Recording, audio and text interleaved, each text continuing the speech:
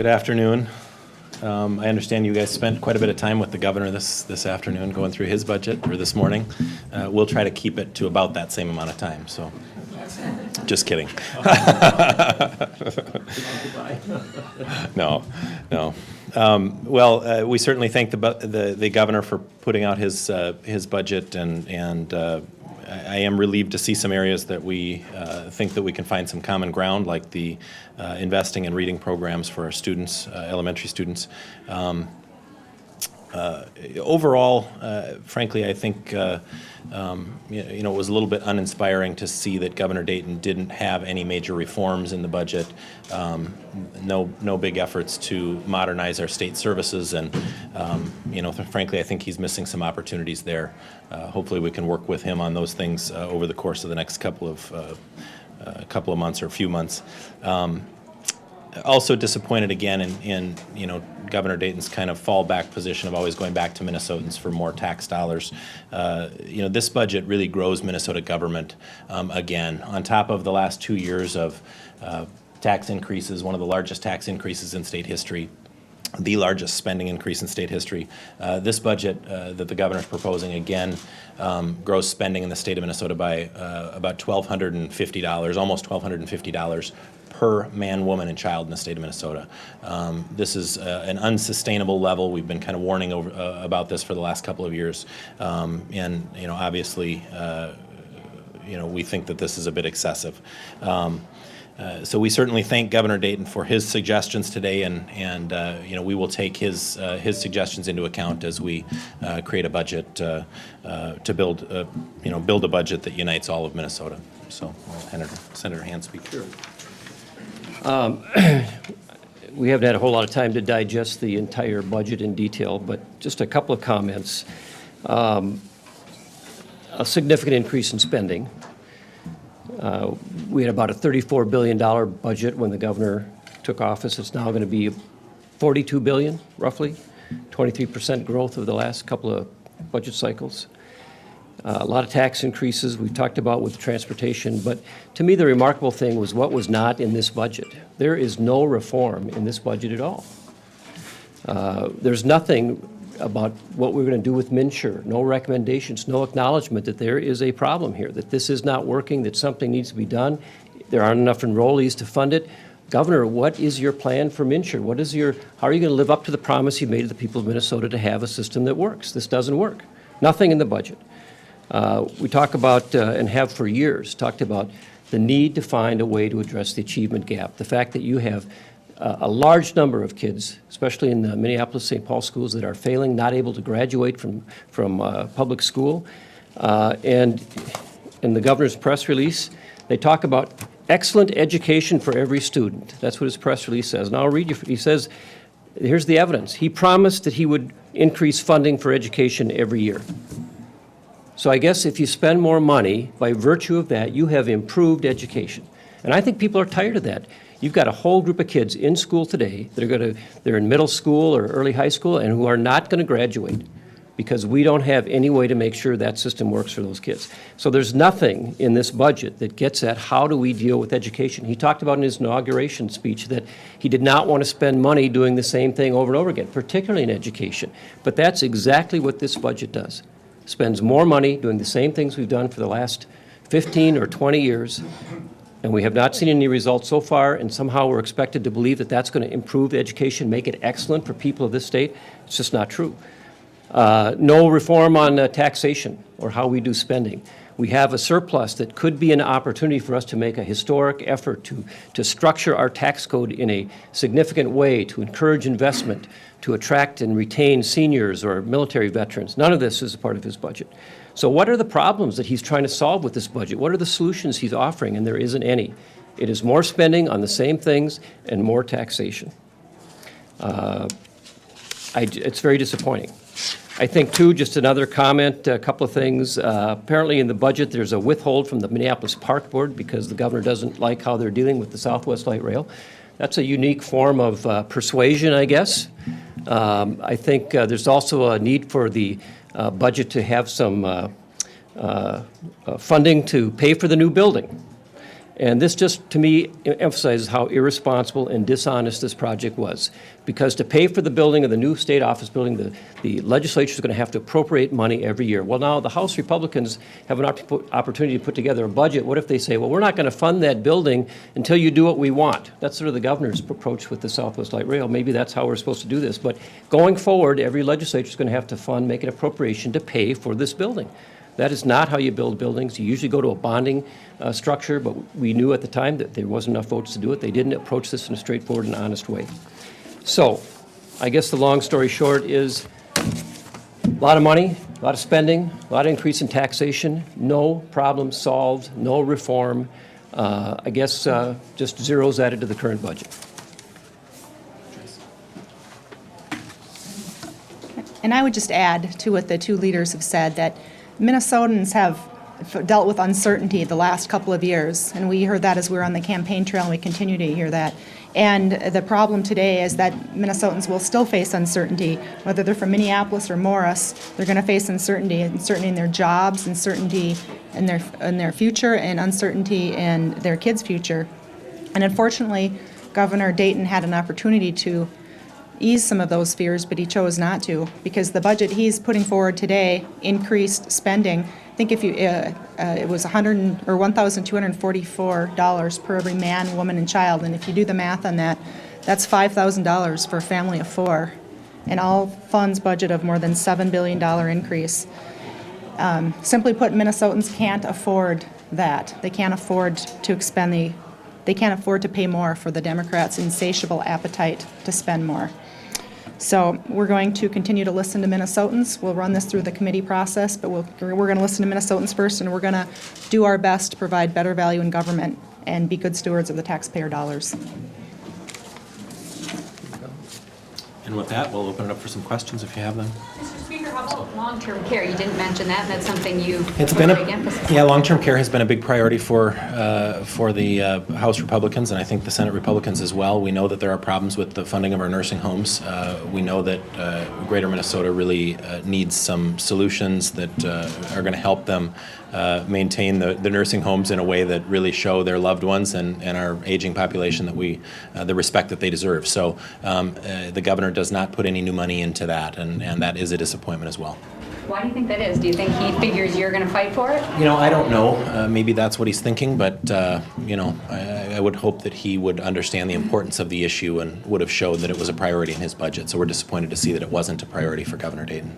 Senator Hann, you mentioned that this bill does nothing for education, and yet most of this new spending is actually on education. Why do you have a problem? Well, that's the point I'm trying to make, is that, yes, there is money being spent in education, but what problem is it solving? We have real problems in education, achievement problems, and the funding is not directed to solve that problem at all. And I guess the claim that he's making is, I promise to spend more in education every year, and I'm doing it, and that is tagged under the headline, excellent education. And my question is, does spending more money year after year result in excellent education? We know kids who are failing are not able to get through the system and are not being helped. And that has been going on for years, ever since I've been here at least. And why we wouldn't take this opportunity to try to figure out how to solve that problem rather than just saying, well, more money will do it. We've been trying the more money route for decades, and that problem persists. So there needs to be an opportunity, an effort on the part of the governor to say, we're going to fix this problem. We're going to make real headway on this. And there's nothing in the budget that gets at that. One thing he sort of put under that umbrella this morning was this child care tax credit. Where do you guys come down on that? It's a big chunk of money, too. I guess generally we support the idea of child care tax credits. I think that there are some people that maybe are left out of that. If you're a married couple and you don't have your kids in child care, then I guess you don't get a tax credit for having kids. I don't know. I think there are things that we need to look at, but we're certainly in favor of trying to reduce taxes on people. We're in favor of that. But again, that doesn't solve the achievement gap problem. And so to me, this is a budget that says if you spend a lot of money, good things happen, we solve the achievement gap. And I've heard that argument every year since I've been here, and nothing changes. Well, the governor is saying that part of what falls under achievement gap is the early learning. All of these programs for getting at-risk kids out of dysfunctional families that caused this. Do you not agree that that's the cause, or is that not a good way to spend the money? Well, I think that there have been some studies, I've looked at these, that show that if you target money in a very specific way and do things very specifically to help targeted groups of kids, you can see some improvement. But there are real questions about how long that improvement persists. And if you're doing nothing to reform the K-12 system in addition to the pre-K system, then it's hard to see how those improvements would sustain themselves. It's certainly not an argument for a universal free pre-K system. None of the studies would show that that solves any problem whatsoever. If these investments in early education were paired with, say, last in, first out reform, could you get behind that? I don't know. I guess I'm not sure where that's going to end up in the scope of things. It's something that many of us in the Senate, Democrats and Republicans, have talked about wanting to accomplish. I hope we get a chance to address that as we go forward in the budget negotiations. Senator, you mentioned the governor's cut in the Minneapolis Park Board over the Southwest light rail issue. He's also holding back money from MnSCU because of their dispute among administrators and faculty. Is this appropriate for a governor to use the budget to leverage issues like that, or how do you view that? Well, I think it's an interesting way to negotiate, I guess, but I guess I can't comment on what's in the governor's mind for doing this, but I did happen to notice that he is withholding this money for the Southwest Light Rail because he disagrees with what they're doing. Maybe that'll resolve the problem, I'm not sure, but there's always a negotiation, but I'm just wondering if that's really the right thing to do. What about the rest of you on the MnSCU withhold? Anybody have a comment on that? Well, I guess I'd say, first of all, there's $35 million being left on the bottom line here. I mean, the governor is essentially taking the $1,037 million spending surplus and spending it all, except for $35 million. And I suspect that $35 million is being held off for MnSCU if and when they can make a deal of some kind, because that's around the amount that the university got. I think the university got $30 million. I think that this is a serious issue. I guess I'm hopeful that the governor is doing more than just laying out this sort of threat, that behind the scenes he's also working to try to himself have some influence on getting a resolution. How serious is this in the colleges in your area? Is this a major issue when you go on campus, this dispute between faculty and administration? Yes, I've heard a lot about it. There's a lot of dissatisfaction among the faculty unions, and I think this is a rather unprecedented situation to have these votes of no confidence that have taken place. Speaker Daudt, when this billion-dollar surplus was unveiled a month or two ago, we were told that, well, really it's not $1 billion because inflation will eat up a lot of this, but it seems like $1 billion is being spent here. Where's the money coming from? More than $1 billion. We need to spend some time digging a little deeper into the governor's budget. Obviously, we got it when you did. We didn't get a briefing ahead of time, so we haven't had a chance to really dig in to answer all those questions yet ourselves, but we're certainly concerned about that. Moreover, I said at the time that not only is this $1 billion surplus going to be eaten up by inflation, but really 3/4 of it comes from spending being lower than projected. And I think we'll probably learn a lot at the next revenue forecast. This last revenue forecast was the first time in 5 years or 10 forecasts that they actually downgraded the revenues in the next biennium. So obviously we can take from this that Minnesota's economy has not responded well to the huge tax increases that the Democrats put in place over the last 2 years. We hope that that's not a trend. We hope that it was just a blip.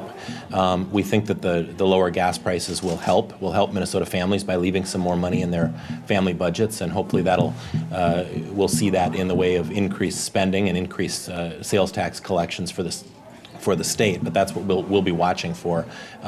You're right. I mean, he is spending every penny of this. We are also a little disappointed in the lack of returning some of this money back to Minnesotans. The only real tax credit or tax refund for anybody is the child care tax credit, which really I'm not sure he's putting in the right place either. With a upper limit of $124,000 per year of income as the qualifier on the top end, I'm not sure that that that's necessarily the folks that need that sort of a tax credit. And while we think that the tax credit is good, we think it probably will need some tweaking. So, but really, I think what Minnesotans want and need are more better paying jobs in the state of Minnesota. And I don't see really anything in this budget that helps our economy grow and helps our private sector create more jobs. And really, I think that's what's going to help Minnesota families the most. And instead of putting more money into family budgets, which is what we think will help families, Governor Dayton is focusing here on taking more money out of family budgets. And the biggest part of this, of course, is the huge tax increase that he proposed for the transportation part, which is about $8 or $8.5 billion over the next 10 years. Speaker, just from a process standpoint, can you sort of help us know when your caucus is going to have sort of a framework that we can hold up against the governor's sort of for comparison's sake? Sure. We maybe I'll back up just for 1 second on the transportation issue too. Obviously, I think probably, unfortunately, the most creative thing in this budget is the fact that on the gas tax that the governor's proposing, he's actually left a floor in place to protect state government, but unfortunately he has no ceiling in this to protect Minnesota families, and frankly for us that's a disappointment.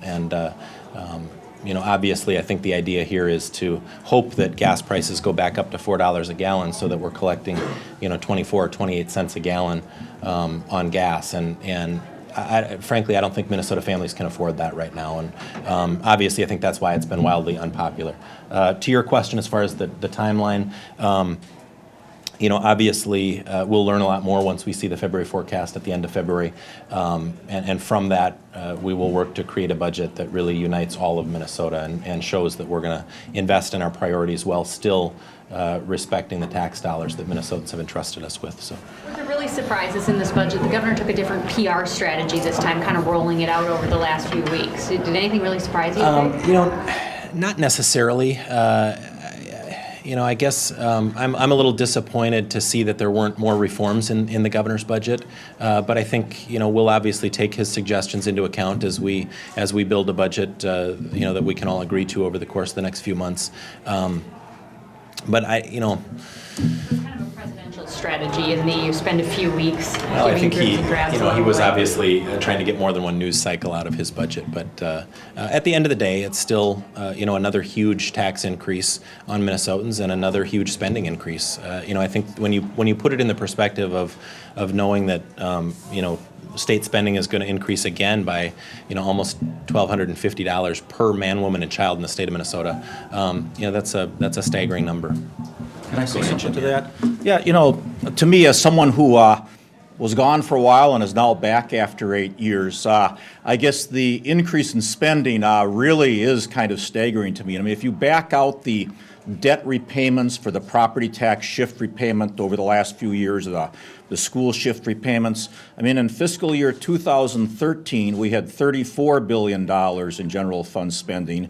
In this biennium, fiscal year ending 15, we've got $38 billion. Now with this budget, we're going to have $42 billion plus whatever all the additional gas taxes add on to. I mean, this is really a huge increase in spending over the last few years. And the other thing, Mary, that is a surprise to me is I remember back when I was Ways and Means Chair before, all the governors always had various ideas coming forward when they brought forward their budget that, someone in some agency had this idea on how to save money. Someone had this other idea on how to reform something that would save money. And as Ways and Means Chair, I'd always look forward to these budget proposals because you'd see some ideas that were out there that you hadn't thought of. Well, there isn't any of that here. There are no new ideas on how to save money. Mr. Chairman, what do you think of the approach of spending one-time surplus money to grow the base of the budget moving forward? Is that sound fiscal management in your eyes? Well, I would also say I was a little bit surprised that, the state economist has talked about needing more money in the budget reserve, and I was kind of surprised that the governor would take the whole $1 billion surplus and yes, put it all into spending. I guess we'll have to see what happens with the February forecast. I've heard some speaking generally to, if any of you can take this, some uncomfortableness with the governor's move toward the park board. It sounds a bit unsavory, but my question, whether the Republicans are going to go the step further and push to put that money back in the budget, or if you're holding your fire on that case for now. I can certainly take that one, I guess. I need to look into that a little further. Obviously, I'm a little uncertain of why the governor's doing that. A few weeks ago or a month ago, he said he wasn't going to be supporting Southwest Light Rail, and now here it looks like he's withholding some money until he gets Southwest Light Rail. So I guess we need to analyze that and make sure that's exactly what he's up to. But I don't think it's necessarily appropriate to do that. But we'll see what he's doing, and obviously all this has to work its way through the hearing process, and we want to hear from everybody in the House and the public as well, and all these different agencies on what their priorities are and why they are that way, and hopefully we can build a budget that takes all that into account. Is there common ground here? Is there any place in there that you feel like, yeah, we want to do that too? The one that I mentioned is the reading program for elementary students. I've become quite passionate about fixing this achievement gap. Of course, the governor's main focus here seems to be on additional spending in K-12 education. And obviously now with the pre-K as well.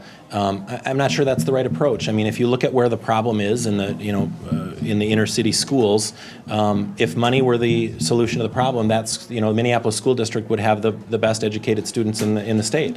But unfortunately, they have one of or the lowest graduation rate in the state. So money hasn't solved the problem, as far as the pre-K, this is another unfunded mandate or underfunded mandate on Minnesota schools, requiring them to do this while only paying for half of it. And we know that they all experience some trouble trying to figure out how to fit the kindergartners into the classroom space that they have. This now will exacerbate that problem. So on top of the direct expense of actually providing that service and not paying for it, fully paying for it, we're expecting those schools to figure out the space problem as well, and I'm not sure they're ready to do that. So I think we need to see how this kindergarten thing is working before we take the next step. So we want to see some real reforms, that are going to put the best teachers in the classroom, that are going to make sure that we're doing the innovative things that we need to make sure that these kids are getting the world-class education they deserve. That's what I think every Minnesotan expects of our education system. So that's where you'll see our priorities when our budget rolls out. Speaker, is this maybe a time that you'll perhaps look at, rather than seniority, maybe teacher performance? Is that something you might use as a bargaining chip as you move forward? Potentially, seniority, performance. We want to make sure at the end of the day that we're putting our students first, and we know how important it is in a student's success to have the best teacher in their classroom. So we want to make sure that we're giving the school districts all the tools they need to make sure we're putting absolutely the best people in those classrooms, and that may mean changing the requirements for our teaching programs to make sure we're getting better applicants and better folks into those teaching programs. Everything's on the table because we need to make sure that we solve this problem. You're suggesting $42 billion is too much. Can you say what you would consider a better sort of bottom line figure total spending? I don't know exactly. I think it's kind of arbitrary to just pick a number out of the air. I think you have to analyze each program and how we're spending it. Like I said when I started out, I think we're really kind of uninspired by the governor's lack of any reform in this budget proposal. There's really nothing in here that tells us that we're going to provide services any better or more efficiently, that we're going to modernize the way we provide those services or innovate the way we provide those services. And frankly, I think there's a lot of savings that can be found. The chairman was right. I mean, we didn't find any nuggets in here on any new stuff that really would help us find any savings. So, we're going to certainly be working through that over the next few months to make sure that state government is really serving the folks that it's here to serve. And unfortunately, if you look at these priorities, there's more money for MNsure in this budget, $11 million. There is no reform of MNsure in the governor's proposals. What he's doing is throwing another, $11, almost $12 million at the problem, and we know that it's not working. We know that it's a problem. So, that obviously is a misplaced priority. Again, now there's $11 million of money in the budget to pay for the rent for the new Senate office building across the street. My hope is, like the senator said, that this would have been worked out before we built the building, but now we've got to deal with how to pay for it. This is the first time anybody has proposed how to pay for that building. Today is the first day that anybody in the state of Minnesota, including the Senate Democrats, has proposed a way of actually paying for the building that now is 3 stories out of the ground across the street. I think that's putting the priority on people here in St. Paul when we need to focus it on putting the priority back on Minnesotans. Does the governor proposing, spending so much of this projected surplus on early education, like, free pre-K, does that put you in a difficult political position to, suggest instead, no, we should move some of that to nursing homes or to tax breaks? Well, not necessarily. I mean, we'll certainly analyze all of his proposals there as well, but we want to make sure that, number one, we're giving these students the education that they deserve, and we need to see evidence that this is actually going to have some impact in that. And there may be parts of the state where this is necessary, but there may be a lot of parts of the state where this isn't how they want to spend that money. And I want everybody to remember that this is an unfunded mandate. The governor's only proposing to give school districts half of the money to pay for this. That's a problem. If school districts are struggling and money is their problem, putting a huge unfunded mandate like this on them and requiring them to come up with half of the dollars to pay for it really is taking more money out of the classrooms of all of the other students from K through 12. And I'm not sure that's going to help us solve the achievement gap, and I know the senator wants to comment. I just want to make one comment on this. Actually, earlier this afternoon, before we came here today, I had a meeting with some folks who represent an organization that provides early childhood education, a private organization. And they were looking at these proposals, and they said there are going to be unintended consequences of this because they stand to lose a lot of their 4-year-olds to a public system. And if they do that, then they're going to have to adjust their pricing on the kids that are younger than that. And so the cost to families may go up quite dramatically as a result of this. And all I would say is, if you believe that pre-K is a good thing to reduce the achievement gap, which maybe it is, maybe it isn't, but those kids are already in a pre-K program. They're just going to move to a different one that's going to be paid for by the public. And the unintended consequence may be that for families that have younger children in those daycares, those private daycares, they're going to have to pay a higher cost to offset the overhead that they have to pick up. Thanks a lot. Thank you.